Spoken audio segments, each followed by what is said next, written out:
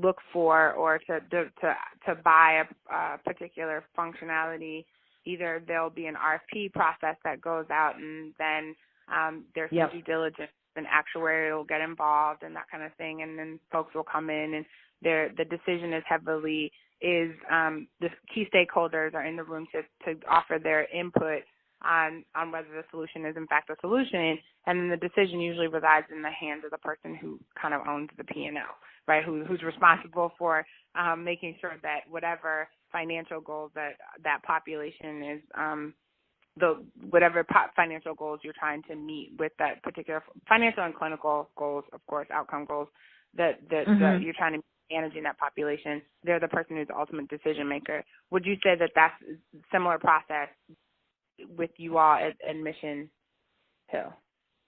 Right. So I think that there was this predates me, even though we're not very old, because the vendor that I'm mostly referencing, was already in place, but had sort of a very long track record and tenure, and very well established, and worked with many systems in the state of North Carolina, and really more in sort of this geography. So I think not having the expertise and going to look for somebody who had it, it was both the aggregation of the people in the team to get, that were there, all of these people coming with the experience, and they did, as well as the track record of them together, as a company. So that was important, and we were able to find that in a geography, that was especially accessible to us as well. That was important. Great. And I know that's it's a bit of a nuance when you're thinking of a network and an accountable care kind of versus sort of the traditional health plan, which, so you bear with me as I was trying to figure out the best way to ask that question. I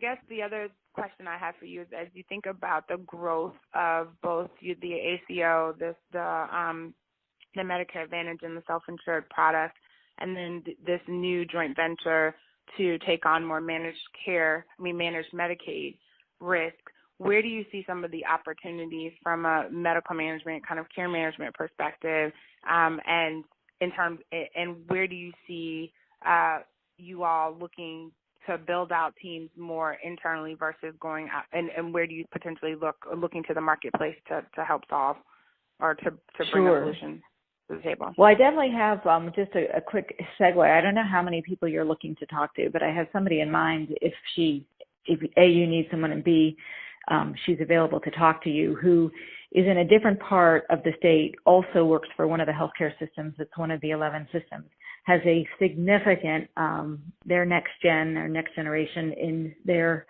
model with CMS, but they also have a significant Medicare Advantage population, much, much bigger than we have, and had been in the space for a while. And they recently, in the last year, brought a lot of care management in-house. So that might be a very interesting conversation as to sort of what some of the tipping points I would love to. So let me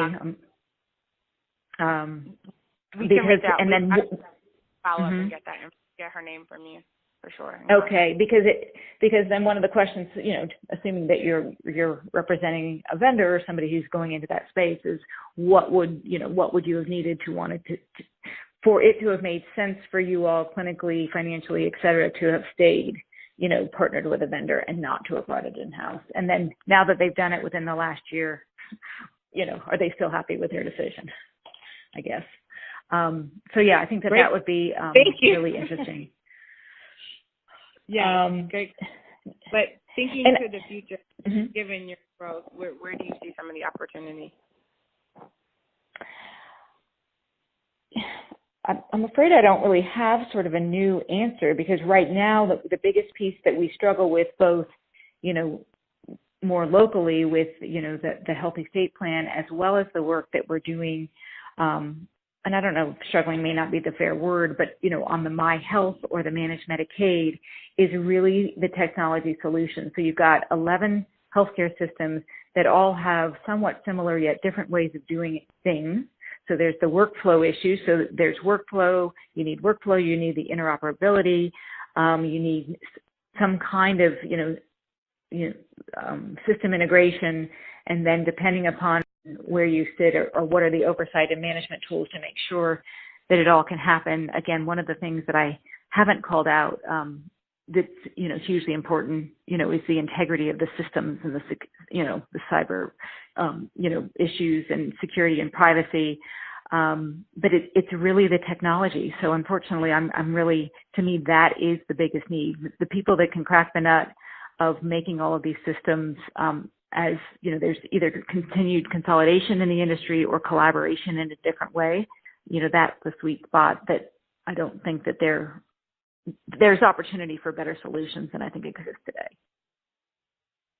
Actually, I think that is a great, not great answer like gold star, but great answer in that it A, makes sense, and B, is actually very consistent with not only folks who sit in this sort of interesting place that you're sitting now, but even on the more traditional health plan side, exactly similar issues, because it's a lot of how do I better integrate with providers, especially as we think about these new kind of risk-bearing arrangements that have more of the functionality living closer to in the provider space, but the data needs to flow in both places, and people need to know, be more coordinated, both operationally but also from a data integration perspective. So that's right on the money, and like I said, very consistent. Whether or not there's a solution out there that does this, that's all. Like you said, if somebody can crack that nut, they'd be in a really great place.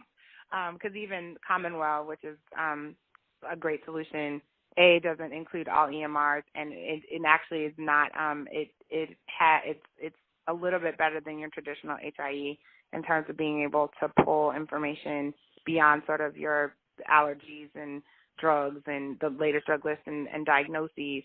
Can go a little bit deeper, but it doesn't necessarily have the two-way kind of depth integration that you'd look for, especially in managing a more chronic condition or higher risk population. And so it's only EMRs. It actually doesn't integrate like population health platforms and that kind of thing. So right. And then the other is really depending on who you're talking to, and I know, you're looking at this from a lot of different perspectives, but, typically often what we hear from the provider, and these are not their words, but is that there is such an abundance of data.